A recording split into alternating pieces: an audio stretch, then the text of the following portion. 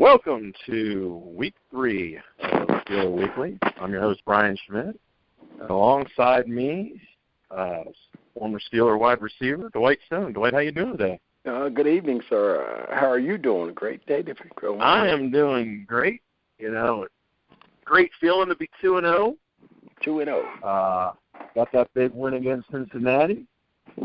But, you know, I'm going to start this show off on a little bit of a tangent here, because I've had 3 days to store this in my body and had to get it out. Okay.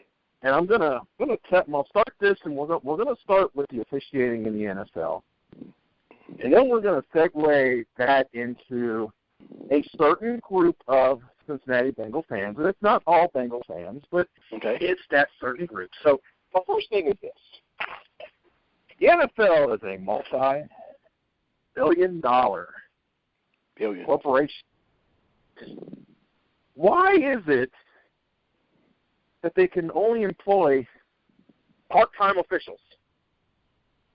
Because if you look around first of all, in the first 2 weeks of the season, Jacksonville has been screwed by the officials.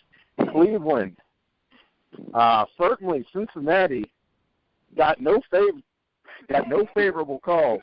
And there were some questionable calls against the Steelers. Now, to now go into some of these certain groups of Bengal fans that say the Steelers always get calls and blah blah blah.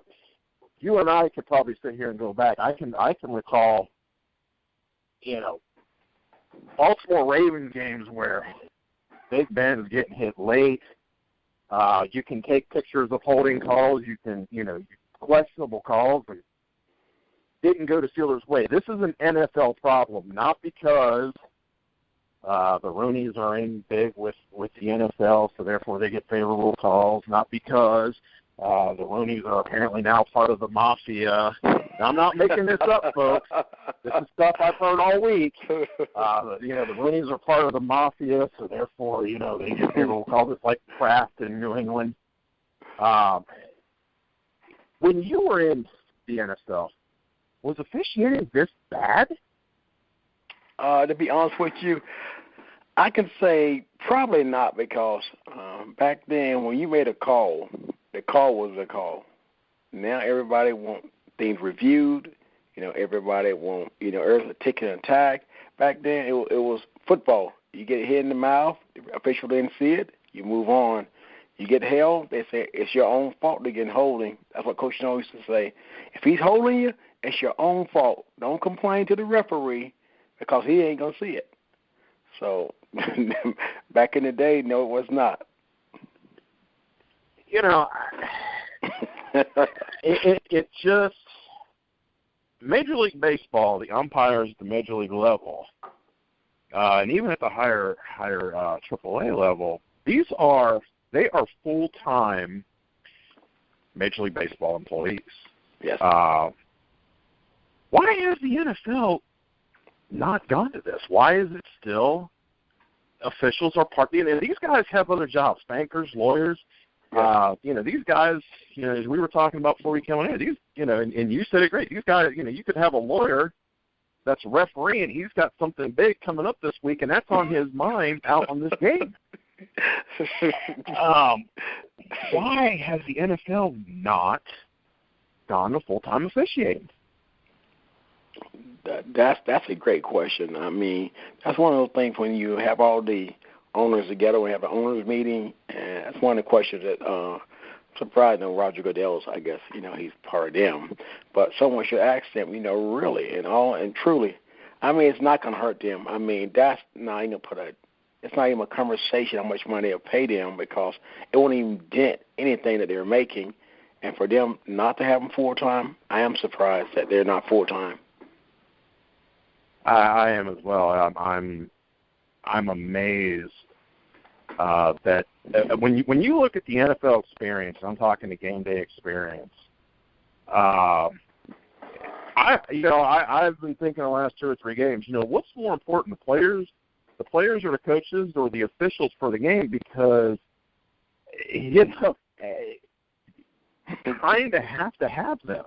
to a certain extent. You got to have them. And to me, it's something that the NFL needs to look at because, it's even with the replay and everything, it's just making a travesty of the game.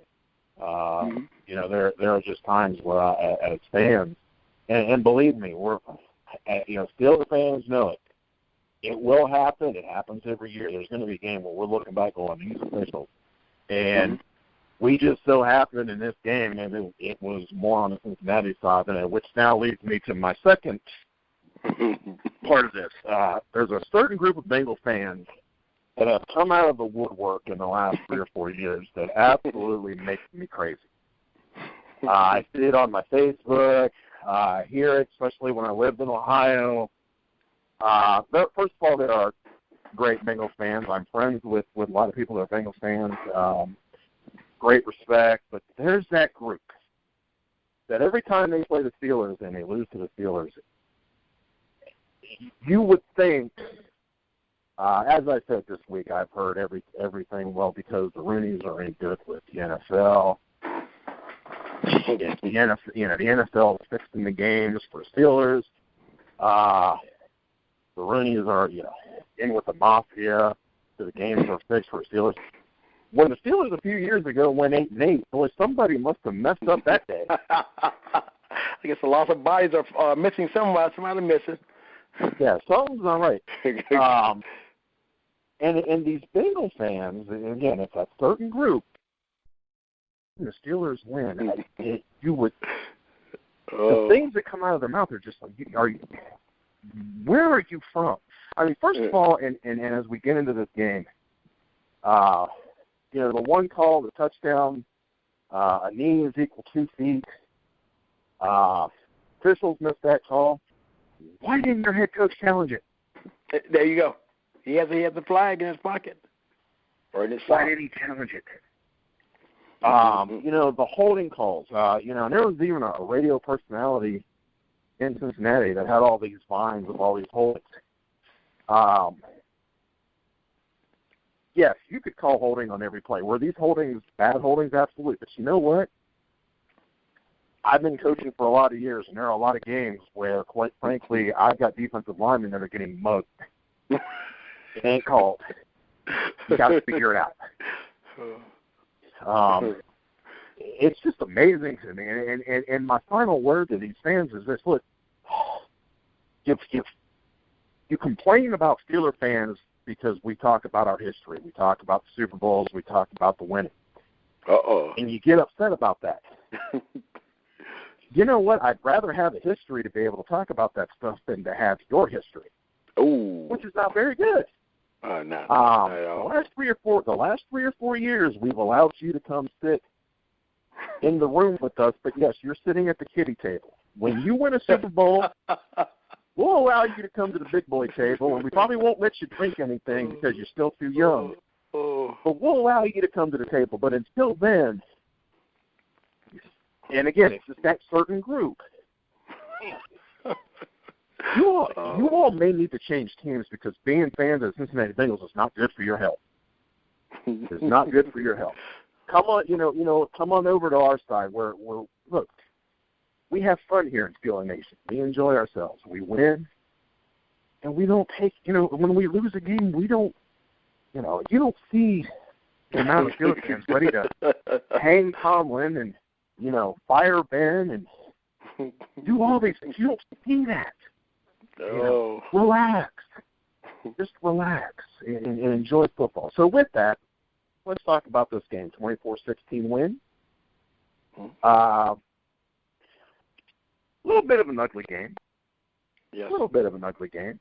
Weather, everything. But first of all, I thought, offensively, especially in the second half, much better. Ben was a little off, and honestly, had he been on, wow, this is not a 24-16 game. This is a 38-16 game. And yes, it's not even close. And where are we finding these guys? Xavier Gamble? Where did we find him? There you go. It's another gym. We're got to polish him up. That's what it's about, Carolina. I mean, he had 2 catches, 26 yards, touchdown. Hey, Jesse James, another strong game. 3 catches, 29 yards, a touchdown, but, some key blocks. There you go. D'Angelo Williams, 94 yards rushing, 38 receiving, a touchdown. Wow. Ben didn't have his typical Ben day, but really I thought in the second half, really did a good job understanding, hey, I'm be it the weather or whatever it is, everybody has off days, but I thought he did a real good job in the second half of managing the game. There you go. Kind of staying within.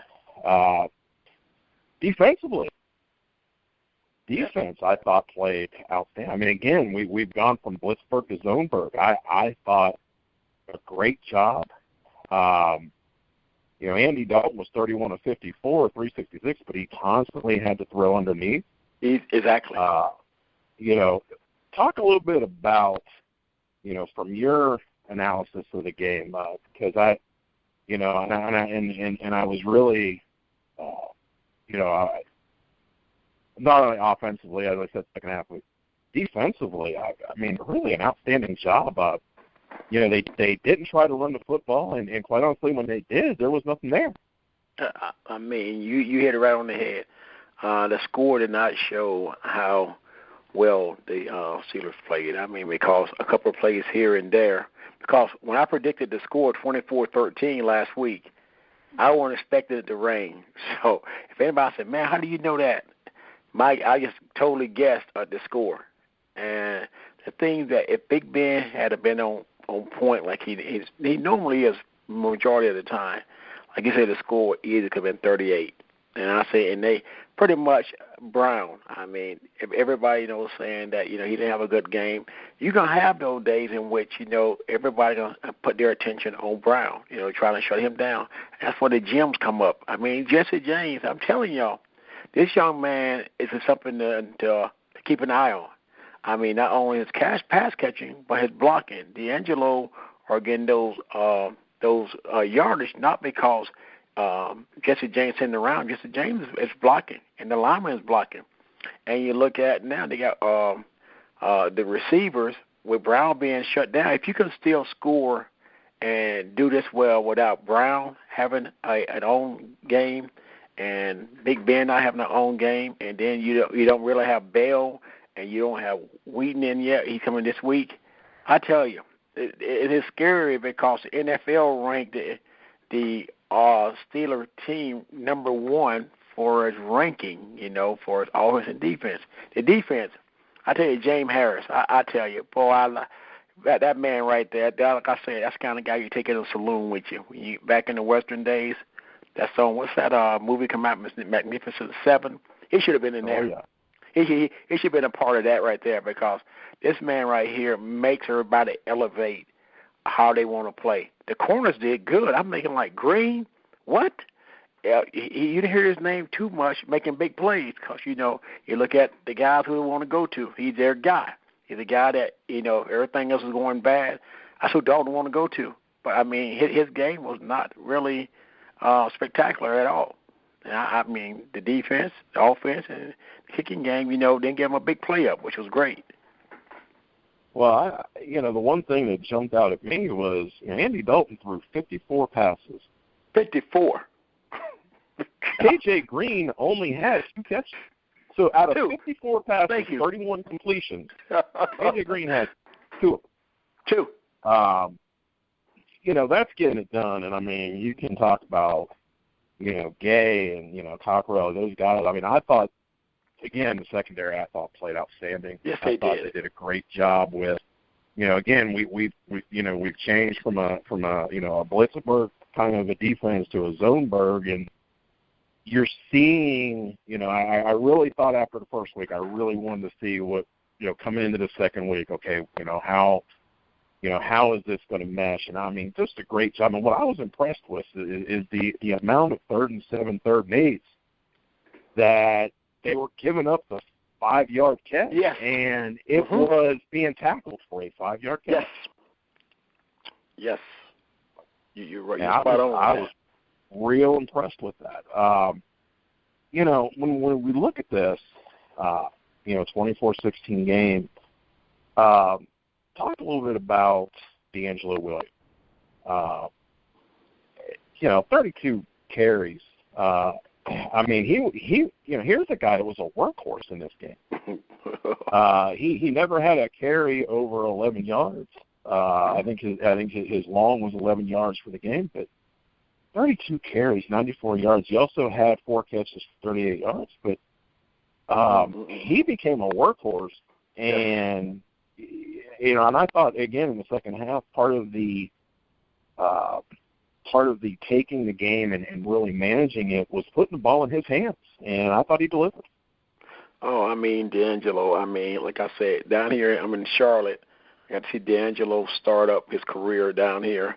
And like I said, when the Panthers gave him up and just let him walk, I said they are going to regret that. I mean, matter of fact, Jonathan Stewart is actually hurt.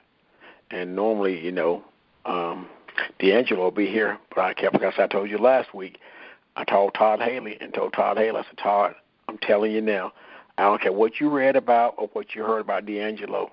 He is the real deal. And so he dropped, like, I guess, 15, 20 pounds, whatever. And it didn't surprise me because, I mean, he worked very hard down here, a very humble guy, a very hard-working guy. And people in Pittsburgh are seeing, and Pittsburgh like someone who works hard and show up every week. And D'Angelo is doing what they want. And I mean, it makes life easy for Big Ben when things ain't, you know, he's not hitting on all cylinders, or the line figure like, hey, let's run the ball. The line probably coming back there and say, Coach, let's run it. D'Angelo's ready, and D'Angelo look at him, and he'll run the ball. And I said, Jesse J, I keep telling you, Jesse, people don't realize how much a tight end affect a run for a running back, because they all see the lineman. But for him to be blocking the linebacker, who are very skillful people, I mean, that's hard. That is very hard. And D'Angelo has done it last year, and everybody's like, oh, okay, maybe that was a fluke, you know, okay, people don't know about him. But look at him this year. It's 2 games. He probably averaging over 100-yard rushing and probably maybe 40-yard receiving. And he got like 3 touchdowns. I tell you, the scary part is when Bell come back, what do you do? How do you handle that? You know, but I can't wait, but I'm enjoying what D'Angelo is doing, because it's showing everybody that it wasn't a fluke last year on what he's doing. Oh, I agree. This, to me, I thought this was more impressive, the performance that he had, even more than week 1. Yes, exactly. And the reason being is this is a good, you know, Bengals defense. This is not, and, you know, you're not going to just run the ball freely. You know, 32 carries. I mean, that's, you don't see running backs in the NFL. Say that again. Yes. Get 32 carries anymore. No. You don't see that. And, I mean, he was an absolute workhorse, especially in the second half. And you just don't see that. And here's this guy that came out, and quite honestly, I mean, in some ways, even with little chunks here and there, he took the game over. He kept the Bengals offense off the field. He moved the ball, got first downs, and at the end, you know, at the end of the day, to me, you know, he was offensively, he was the player of the game in my mind, just because of the work that he did. Because again, Ben was off. I mean, there was at least 2 or 3 passes that normally would have been 6 that he underthrew, and that happened. But you know, at the end of the day, a great job, you know, by Ben, and you know, all the play calling in that say, okay, you know what, I'm off. You know, we got to manage this game. You know, so let's manage this game. You know, D'Angelo Williams is going to manage this game, and a great job, and also too, great job by the offensive line. I thought, you know, they did a great job against a good Bengals defense. You're not going to open up gaping holes, but they did enough to allow him to get that 5- and 6-yard gain. You know, 4 yards, 5 yards, 6 yards. Like I said, his longest run on the game was 11 yards. I take it all day long. You know, I do too. I thought it was a great job. let's go back to the defense for a second, because that's something that, Ryan Shazier, 6 tackles, 6 assisted tackles for, 12 tackles on the game. Unbelievable game, I thought. I thought he had a great game. Talk a little about him, but I want to get back in talking about these DBs. Mitchell, Gay, Cockrell, these guys. I mean, outstanding game. Yes. I felt. I just felt like everything they did defensively. I don't want to say that it was confusing anybody, but it was a simple case of sitting back there in the zone saying, look, okay, it's 3rd and 8. We're going to give you the 5-yard throw, and we're going to come up, and we're going to make the tackle. It's going to be a 5-yard gain. And they did it time and time again. I don't remember very many missed tackles. Exactly. I mean, and that's the thing, too. I mean, the linebacker core is just crazy. When you got the front line, the defensive lineman doing their thing, it gives the linebacker, opportunity, go freely. And no one have really, noticed the Steelers doing, like I said, Blitzbird, and then they doing Zonebird, and everybody thinking like, okay, it's something new. We try and get adjusted to it. Everybody's still trying to feel for it. But even with that being said, like you said, the defensive back, they're out there on an island sometime. And when you're throwing the ball, as what you said, 3rd and 7, and they're throwing the ball 5 yards, you have to tackle. You have to catch. When they're catching the ball, you got to tackle them because 2 extra yards, they get a first down. And that's showing that they're doing a lot of drills on tackling in open field because, like you said, if you miss somebody, that can be trouble. And that goes into showing that they're doing drills probably each and every day tackling the open field because when you're out there and you're playing zone, and like I said, especially when you're playing zone against Antonio, our guy, Brown, you play zone on him, you got some, you're trying to tackle him, you can give it up. You got that by yourself. But I think our guys are getting better going against Antonio Brown, against Wheaton. Them guys are making them better, and they're showing in game because if you look at it, like you said, Green only had 2 catches, and the rest of it is history. They're doing great tackling, and they're stopping them from getting that 3rd down and moving the chain. And to kind of hammer home what we're talking about, 3rd down, the Bengals were 4-16. That right? I mean, again, wow. Talk about where the Steelers were 7-17. They were in that 41%. You'd like to be ideally, you'd like to be 45% or higher, but they were 41%. But I mean, 4-16 is 25%. Right there. Right there, it says a lot about the Steelers' defense. And again, as I said, that 3rd and 7, 3rd and 8, you're letting that 5-yard catch happen in front of you, making that tackle on the punt, and they did it time and time and time and time again. And I thought a great job defensively. I was so impressed with it.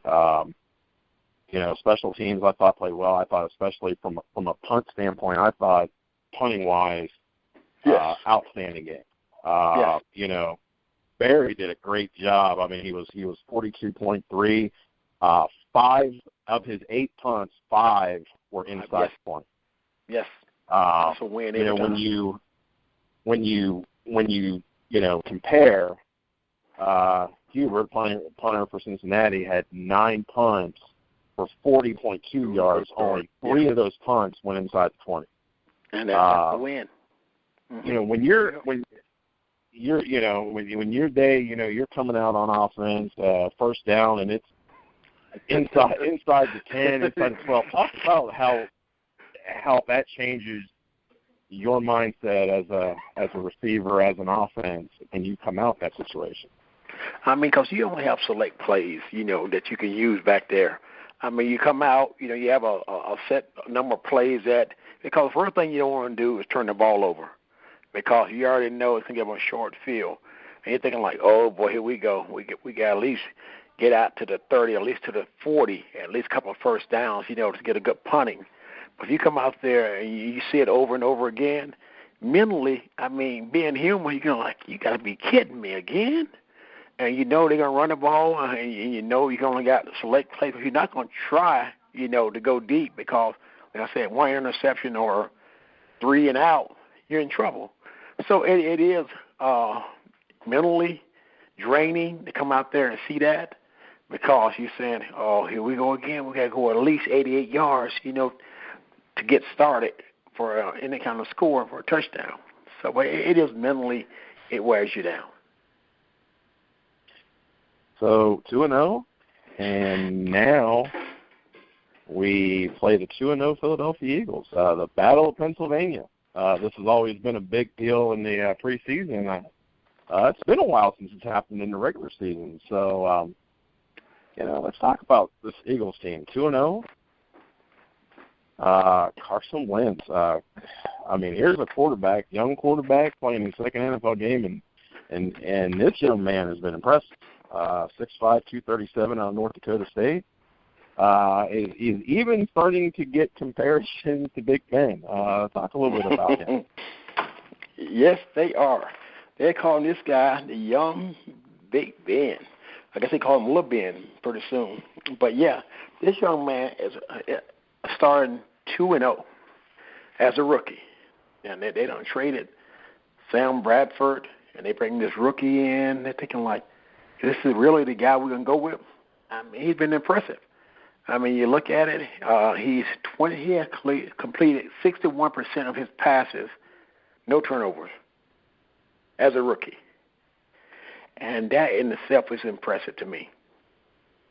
Yeah, if you look at his stats, he's 43 of 71. He's completed 60% of his passes. 468 yards passing, 3 touchdowns, no interceptions. He's not going to kill you running the football. But, this was a guy, I remember, watching him at North Dakota State. Yes. He was just, so impressive. Rarely at the college level now do you see a guy that translates into the what people like to call the NFL style quarterback. Yes. But he was one that really did jump off the page at you as a an NFL style quarterback, and it was very impressive. And the one thing that I've noticed, and I did get to see a little bit of the Eagles games. The Eagles game is what kind of impresses me is for a young guy, he manages the game pretty well. Yes, he does. I was pretty impressed with that. But even with that, there are a lot of people that think that the Steelers are going to blow this one out. It's going to be a blowout. I don't really feel that way. What do you feel? I'm with you on that. They said, I've read some stats too. The Steelers only played there in Philadelphia one time between now and 1997, and they won a Super Bowl that year. When they went up there, Ben got sacked 8 times and had one of his worst games ever. And the Eagles are averaging a 17-point victory, between them and their opponent, where the Steelers own a 15 average margin of victory. So it's not going to be, and on top of that, the Eagles, even though it's very early in the season, their defense is ranked 4th. So, like you said, it ain't going to be one of those games where we're just going to show up and, say, this is our turf, we're going to win because we're the Steelers. They're going to find out the Eagles also have some of the craziest fans. You go from the Raiders to the Eagles, you talking about crazy? Crazy as in loving their team, not crazy as in, but they're also crazy in that way too, though. But yeah, at one time I think they had a courthouse inside the stadium. I heard because the people was. It's just a place when you come to play there, you better come with your A game because the fans are going to follow behind them. Yeah, it's always been a tough place to play, and I know that and talking to a few people the last few days, they said, the Eagles, they played the Bears in Cleveland. Let's not forget, Cleveland played pretty well against the Ravens. Granted, it was early, yes. but, they played pretty well against Ravens. I mean, I don't know how, good Cleveland's going to be all year, but, it's not that they certainly haven't laid over and died. Exactly. I think people thought they were just going to, especially after losing their quarterback. I think everybody thought, they'll just lay down and die except for Cleveland. They haven't done that yet. No, they have not. And the Bears, have their own problems, but the bottom line is when you have a rookie quarterback, you're not supposed to go into a place like Chicago and win. And they won, and I thought won rather, convincingly. I don't feel like this is going to be an easy game as well. I think, I've told people, 35-20, but it's 28-20 going into the fourth quarter, and the Steelers get a late one. But that's kind of where I see this possibly going. But again, this Eagles defense is not a bad defense. So 35 may be a little high, but I think, the one thing with Ben over the years, and I kind of want to get your opinion on this too, is whenever he has a so-so game, which certainly Sunday was a so-so game, he usually comes back the next week and rips it up. I think, I can remember, he had a so-so game, 3, 4, 5 years ago. I remember, and then the next week it was the game he had against Green Bay and Pittsburgh that, was just unbelievable. It seems like whenever he doesn't have a great week, he turns around the next week and seems to, have a pretty good week. So, have you noticed that too? You hit it right on the head. Because I'm sure Big Ben thinking about too. Last time he was there, he was sacked 8 times, and he had like one of his worst games, like 100 and something yards passing. And he's thinking about last week, playing Cincinnati Bengals. Everybody saying, well, Ben really didn't help me. And Ben will come out like he always do, and it don't surprise him. Ben may put up 350 yards easy, but I'm sure their defense is ranked 4th. And their whole idea said, we just got to get them out of rhythm. But once Ben get on rhythm, you can give it up. I'm telling you now. If Todd Haley come out there and get Ben, throwing early, and Pop said, you have to respect D'Angelo. That's one thing you got to respect. And then, you got Wheaton coming back, and then you got Brown, and you got Coates, and you got Jesse James. You can only stop so many now. Now you got getting a full arsenal. Well, not counting Bell. So what do you do? And once being at the taste like a shark, you get that smell of blood out there. Oh, it's on then. So if Ben gets going early and Todd let him go wild early, Ben's gonna have a big game, a big game. Yeah, and I think that's going to be the key. Obviously, defensively.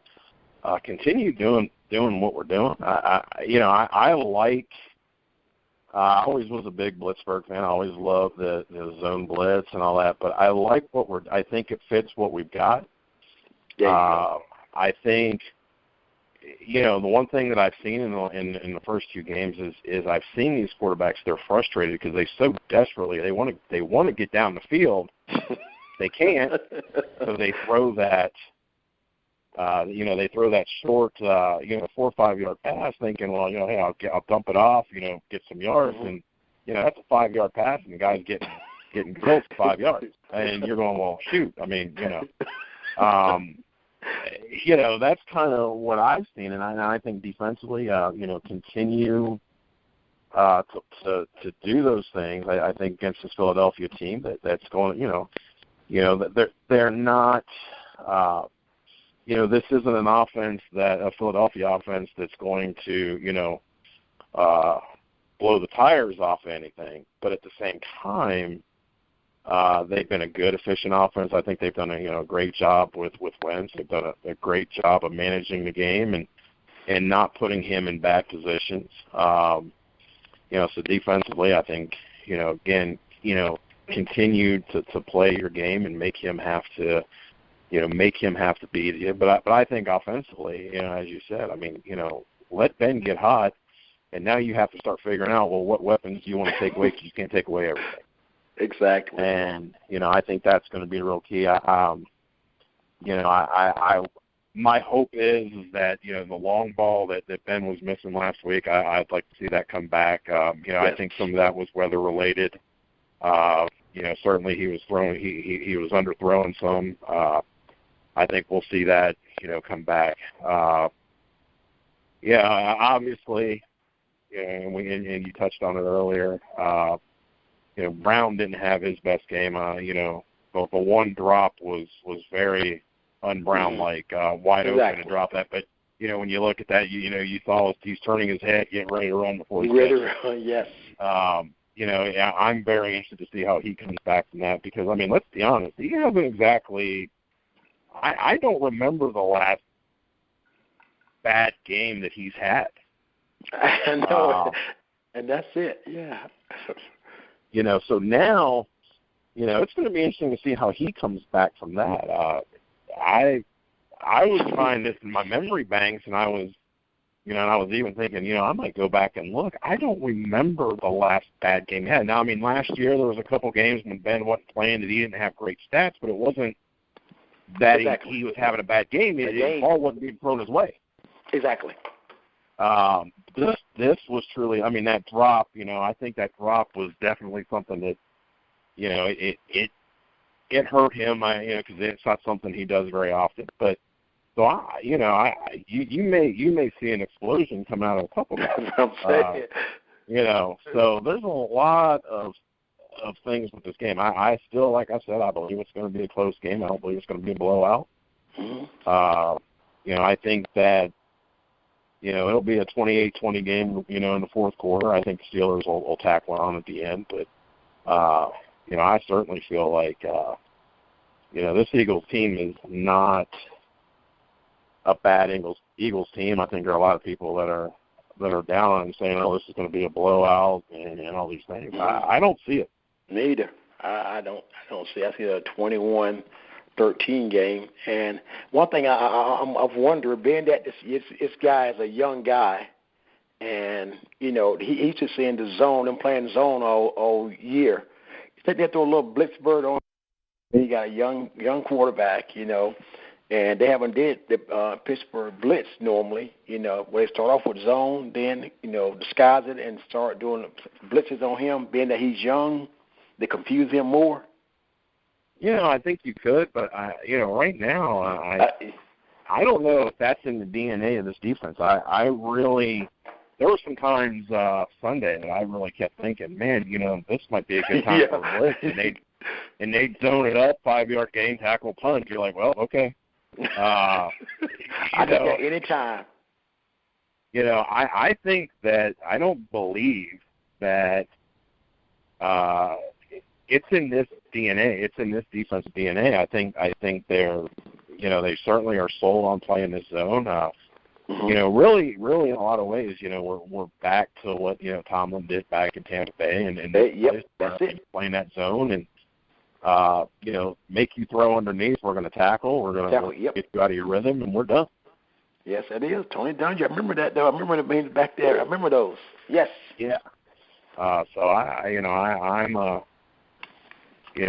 think, right now, I think, they're doing a great job defensively. And I don't know that they're going to go away from what they're doing. I think they have definitely changed the culture of what the Steelers have done for years with the zone blitz, and now the culture is, look, we're going to play. And the thing is this, and we've seen this in the NFL before with different teams. There are just some teams defensively that are going to come out in the zone. They're going to come out in the zone, and they're flat out going to say, you know what, we're just better than you are. Exactly. What's going to be here. What's going to be here. We're just better than you are, and until you can prove that you're better than us. That's right. And I think that's and that was really kind of the feeling that I got Sunday is, there were times where, like I said, I'm watching, oh boy, this would be a good time for a blitz, and up zone, 5-yard gain tackle, 4th and 2 punt. Mm-hmm. Okay, it's chess match now. Yeah, let's. So I like what we're doing. I'm going to be interested to see as we get through the season to see what teams do to adjust to it, because right now, Cincinnati didn't even try to run the football. Exactly. When they did, they got shut down. Exactly. So I'm interested in this game. Do the Eagles try to run the football over or establish a running game, try to get a running game going? Because really, quite honestly, Washington didn't get a running game going. Are you, is it a case of trying to force a running game, and then is it there? And if it's not there, then what do you do? So I think it's going to be real interesting to see how Philadelphia approaches this game. To me, I've always felt like through the years, teams that are big zone teams, if you can establish a little bit of a running game, that's right. Now you can start getting into some play action. Now it allows you, when you're in 3rd and 3, that 5-yard pass is the first down. Yeah, exactly. That's right. It's when you're in 3rd and 7, you've got that zone. Well, now if I'm giving you that 5-yard pass and I'm rallying up and tackling, it changes the game. So I'm going to be very interested to see how Philadelphia approaches this game now that they've got a couple weeks of game film to look at this and see what they do. But I still think in the end, I think there's too much talent on the Steelers side offensively. I think defensively, I think what we're doing right now is outstanding. We've got great linebackers. Our defensive line is playing well. Our DBs, I think, are just playing unbelievably well. I would never get. I don't think there's enough here for Philadelphia to get a win this week. I don't either. I mean, like you said, all the thing, like you said, if it's not broke, don't fix it. Like you said, that zone been working for them. Here I am thinking about, why you change something, like you said, why you change something when it's working great. The people that they have on defense now fits the scheme that they're running. It's the zone. It's confusing everybody. If you have no run game, you're getting 1-2 yards, you're getting stuff. Like you said, a 3rd and 7, 3rd and 8 looks like a long way. If you getting little dinky passes underneath, they're making the tackles. Like you said, you punting the ball, and that's all they want to do. And if that works for them, and it is working for the first 2 games, and they continue to do that, that may be a new trend for everybody. Yeah, I think we're getting to that point where they found something that works. Now it just comes down to there's going to be that next adjustment, because there are going to be teams out there who are going to look at this and they're going to find something, and it's always ever evolving. But I'm real happy with what I'm seeing, especially on the defensive end. And again, I mean, you're talking about a team that they gave up 16 points last week. Week 1, turned around and gave up 16 points. I mean, if you're only giving up 16 points a game, you're going to win a whole lot more than you're going to lose in the NFL. So, I'm real happy with that. I think it's going to be a great game, and I'm looking forward to it. So, any last words on this week? Because I had a lot to say in the beginning, so I'm going to turn it over to you now. You had a lot on your mind today. You know what? Hey, you said you had on for 3 days, then you had to let it out. That's what you got to do. Like in therapy, you got to let things out. I mean, this game is not going to be one of those games where everybody's going to say the Steelers going to show up and blow them out. This young man, Windsor, is going to look over there at Big Ben and say, I want to be just like him. And for me to be like him, I got to make big plays like Big Ben. But Big Ben, I had a bad game, and so have Brown. So them two are mad. So they can go off the chain. And this game, it's going to be a 24-6 game, because they're going to put some points on the board. And I think it'll be more a field goal for the Eagles. The defense can continue to do that zone, like you said. And that's going to do a good job. I think they can do a good job with that. Yeah, like I said, I'm saying 35-20. I still, some part of me still wants to go more like a 28-16. Mm-hmm. We seem to like that 16 number, so go with it. I mean, I think it's going to be, like I said, I think it'll be a close game. I think the Steelers will get one late. It'll widen the score, but at the end of the day, I like the first 2 weeks. I like what I'm seeing, especially defensively. I like that. There were many times last year where you go into a game thinking, well, the Steelers are going to score 35 to win. Last week was a great deal where you looked at it and went, you know what, just get 20, and I was really, and I was even saying as I was watching the game, look, just get this to 8. I'd like to get it to a 2-score game, and we did at one point, but keep this at an 8 because, force them to have to grab a touchdown and grab a 2-point conversion to tie it. Yes. Keep this thing at 8. And, I thought defensively it was a great job, and they did. And I think this is going to be another one of those games where, like I said, I think Steelers offensively are going to have a little bit more success than they did, just because I just don't believe you can keep this offense down 2 weeks in a row. But at the end of the game, like I said, I think it'll be a 24-16 game in the fourth, and the Steelers will score one late. It'll be 31-16, 38, 35-20. It'll be in that area. I think that, it'll be close until they get that final score and just kind of open it up a little bit. But, that's kind of where I'm going with it. So, any final words this week? No. Thank God for your health, and you're feeling great. And I appreciate you having me on as always. I always look forward to the call. Talk about the win of the Steelers, like we'll be talking this time next week. Another win that they're chalking and be 3-0.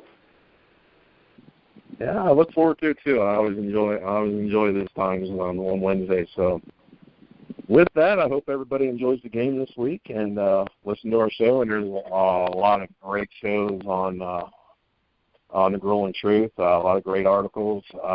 Take some time, listen to the shows. I know you can hear them on iTunes and wherever their podcasts you're going to find us. So definitely get on there and listen. So for Dwight Stone, I am Brian Schmidt, and we will see you all next week. Take care, everybody.